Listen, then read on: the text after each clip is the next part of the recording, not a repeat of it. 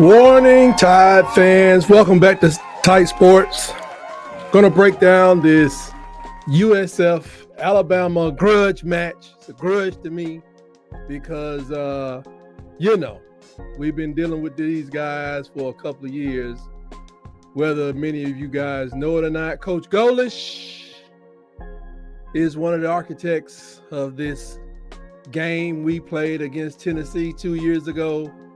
And I'll get into that in a minute. But I did want to give you an update on the shoulder injury of left tackle Caden Proctor. They say he's like week to week. They say he should be an available option for Saturday, but he really doesn't have to play. It's a good time for Coach DeBoer to look at his depth at the position. Elijah Pritchett, of course, he started the game last week. He let a sack go early, but he cleaned it up. I don't like my quarterback getting hit. Took too many hits last year. But he may do the job. And they're thinking about actually moving Tyler Booker out. Well, they did move him out during practice. Tyler Booker hadn't played tackle since high school.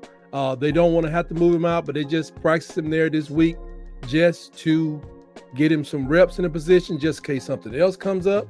And this is according to the Bama Hammer online magazine. And who else did they put out there?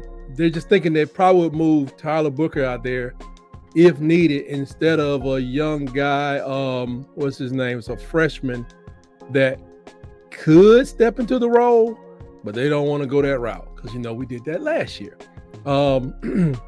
They're thinking that Geno Vandermark may also be a valuable player to add depth. He can play guard or center, so Tyler could go out there. One thing we do know about Tyler Booker, he's capable and he's highly skilled. Here's a freshman, Miles McVay. He's a redshirt freshman. They don't want to put that youth out there at this point. So hopefully we can put Elijah Pritchett over there. He keep doing the job like he did last year. We get past USF in a very convincing fashion. Let Caden continue to heal up, and he's ready to go against Wisconsin, and even more importantly, be ready to go against them dogs. Now, I want to caution everybody that when we're talking about the USF Bulls, it just doesn't start with the horrible game we played last year. I was going to bring up some of that film, but who needs to go through that? I'll just tell you what happened. I think in the wisdom of Coach Saban, everybody clamoring, oh, this guy's a quarterback. And the other teams' fans said now. But at the beginning of last year, if you remember, because of the Texas stuff, whatever, and just the earlier performances, you got a doggone running back, Coach Saban, playing quarterback. And everybody was crying and complaining. And this is what I always say, and this is why I don't really criticize our coaches. I make fun of other coaches. I don't criticize them because you know what? If you're like me and you do something else to make money or something for a living, or you're a student, or you're just not coaching that, your favorite team's program, how critical can you be? Sometimes, sometimes you say, like one of my favorite coaches, you don't know what Coach Tomlin is dealing with.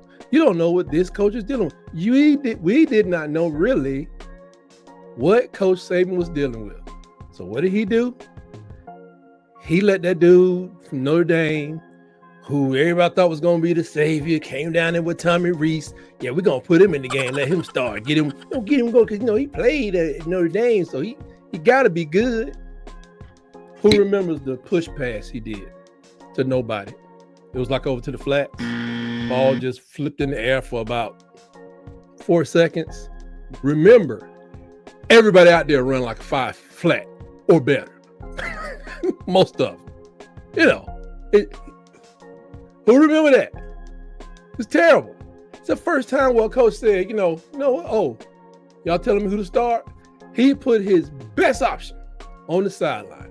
Did a good job supporting his teammates, stayed positive. Jalen Milroe just sat there. Meanwhile, everybody was like, brought you back to reality of like, you had no option.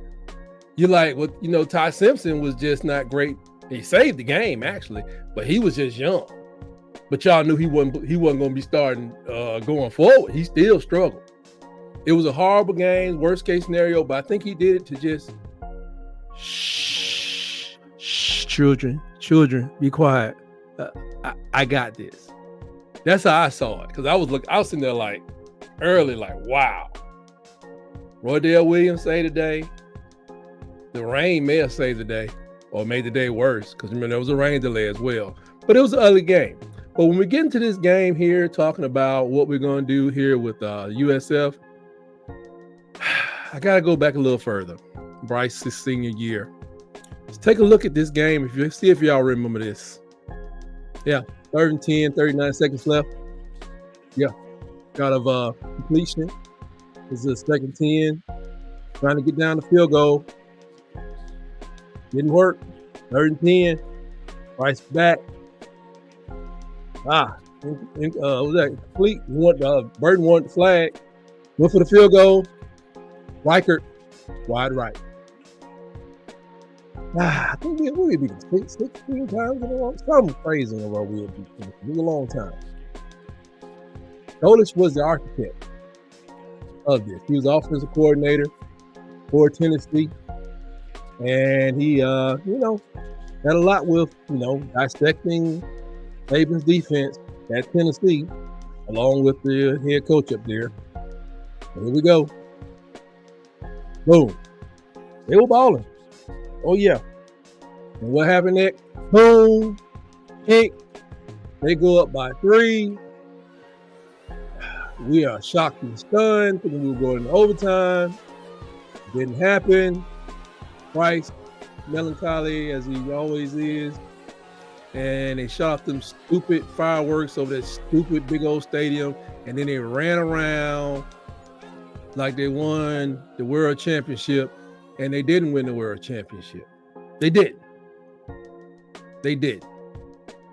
So that's where we are with that. Now, when we're talking about USF, Coach Golich has been there for a while. And just in case you don't know who he is, let me see where I have that film here queued up. So much for the intro. I appreciate Coach Golich. Young coach comment. I just turned 40 in June, and long discussion about who the young coaches are in our. No one cares. No one cares at all. Matter of fact, let me minimize him and maximize me. No one cares. Well, when you look at their preview, this is one of the fastest teams as far as running plays in the NCAAs. He's got them clicking. Just to break down some stats here from not stats, but just some information about USF. We know they got definitely a very talented dual threat quarterback who was there last year. They haven't done a lot over the last couple of years, but like I said, the game last year gave them a lot of confidence. None of the 7 wins that they got last season were against teams that finished with the winning record. Okay? It's just they came really close to beating us. I mean, Florida A&M, Rice, Navy, UConn. So are they a threat to us? No, but, dude's been kind of talking cash money over there. Let me see if I can get this. Well, not cash money. He just got a little bit of attitude. All right, question over to the far right. Coach Trey Smith, College Underdogs. You just mentioned in your opening statement about being aggressive with scheduling. And I know you're not setting the schedule, but I asked this question earlier to another coach about you're playing teams like Bama, Miami. You played Bama last year as well. Do you think it's important to continue having those matchups, even though last year the playoff committee didn't seem to put much of a value on strength of schedule when setting who that team from this group would be? Yeah, Bama and Miami got to play South Florida. So really now? I think it's absolutely imperative for us to play the best teams we possibly can. Now, beyond what he's about to say, that wasn't necessary. It wasn't necessary. Humility, people. It wasn't necessary. Like, they gotta play. No, we don't. We go play Rice, same thing. We play West Kentucky twice, same thing. Huh? That's where you are, little man. How dare you? Miami, Alabama got to play USF. Wasn't necessary. That guy's probably one of your allies. You don't have none over here at Tyke Sports. None at all. Let me tell you something. Because, people been chirping, out there on the Twitter sphere and all that stuff because of last year, how the game ended. And we scored one touchdown in the last 30 seconds of the game or something like that. It's like, this is going to be, I expect KALEN DEBOER to go out there, stoic as he is, and listen to his quarterback.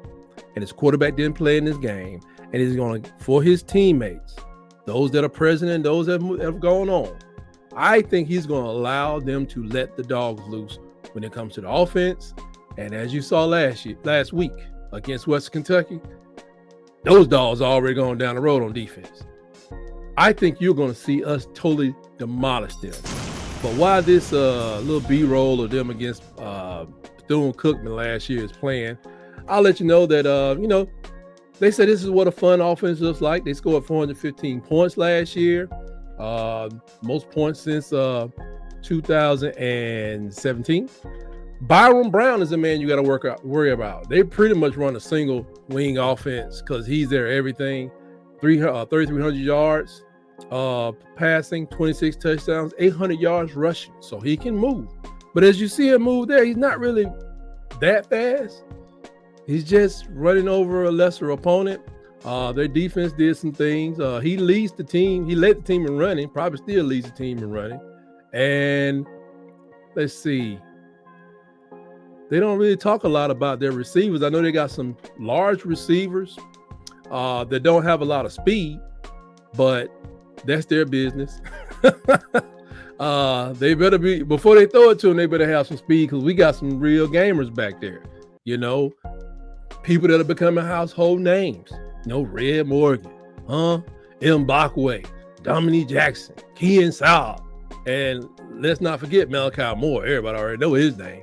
That's 5 people in that 425, and there are other names that I can add, but I don't even know all the DBs we're playing. I expect 8 of them to play this week, unless there's somebody twist their ankle or something. And they say they're key players. They're nose tackle, 6'2", 320. They said a run defense that has to be more consistent and stronger. Well, I'll tell you like this, that's a good place for it to start, but our interior, whether they put Tyler on the outside, I don't know, but if they got to go against our interior line, that's a tall order to say you're going to stop somebody run. It won't start this week. Trust me, I expect us to obliterate this team. Probably, and like I said, if you look at the game last week, what did we score? 63 or something, 0? It was real possible we could have had 10 to 14 more points if the first quarter wasn't the beginning of the season. That's what I attribute to. They played like it was the beginning of the season. And I wouldn't say that if the second through the third quarter or fourth quarter weren't excellent. I think we could have had more people. More plays and more points. Their best 10 players, number 1 is Byron Brown. They like their linebacker. Sean Atkins is a senior receiver. Where's the other receiver? Oh, yeah, he's a senior as well, Yassine. And we'll see. Little fun facts about them. Let's see. They have 43 sacks last year. The opponents had 43 sacks for 257 yards, and they only had 23 sacks. They kicked a lot of field goals, and they actually, I don't know how they pulled this off. Their opponent scored 419 points. They scored 415, but they lost like 5 games last year. So that's bizarre. That's a fun fact. But their run defense is what they're worried about. Good passing teams were able to roll out at will. But when tackles for losses were flowing, the defensive front was able to produce more, and they usually won. But they could forget all that. Throw all that in the trash can. Ain't none of that about to happen. Ain't none of that about to happen. We about to go out here and clown on these clowns. Bulk yards didn't matter quite as much for them, yards per carry. They were 5-0 when allowing fewer than 4.8 yards per carry. 2-6 when giving up more. So they lost. Yeah, so they outscored their opponents. They got outscored by 4 points, but they lost 6 games last year. Yeah, all that 5 yards per carry. I expect to have all that. I expect Alabama to 6-7 yards per carry. I will be going live during the fourth quarter of this game. 17. Yeah, I ought to be home. You get to a certain age, you find yourself at the crib at certain times. So I expect myself to be going live probably halfway through the end of the fourth. I really need this to be a beating. See, we pounded Western Kentucky. This is going to be a beating. I mean, a beating. We got to send messages. Message was sent last week because they thought we was dead. Now we're going to show them how really alive the standard really is. Because this is the standard right here. Alabama Crimson Tide football is the standard. Don't let nobody fool you. Best that ever did it. Right there in Tuscaloosa. So don't let nobody fool you. Expect a beat down. Will they score? Possibly 10. But I think the spread is 31. I forgot what the over-under is. Who cares? I think Bama beats them by 45 points. 45 points. But I think you're going to see much more pounding. Because we don't want them, throwing, we want them running. I think we're gonna beat them physically. Let them know how small they are and just dominate them. So I look forward to seeing the game. I look forward to seeing you at our next live. I'm not gonna hold you guys long. I really appreciate everybody. If you like this video, please click like, subscribe, hit the notification bell, because me and my Auburn cohort, we've been going, we'll pop up anytime, any place. I may go live tonight. I don't know. First quarter, I don't know. I may go live for this game. Now, I don't know when I'm going live. So click the notification bell so you guys know when I'm out here. And that's all I got about this game. Just expect a beating. Prediction, pain. So have a good one. Thank you for tuning in. And always remember, roll, tide, roll.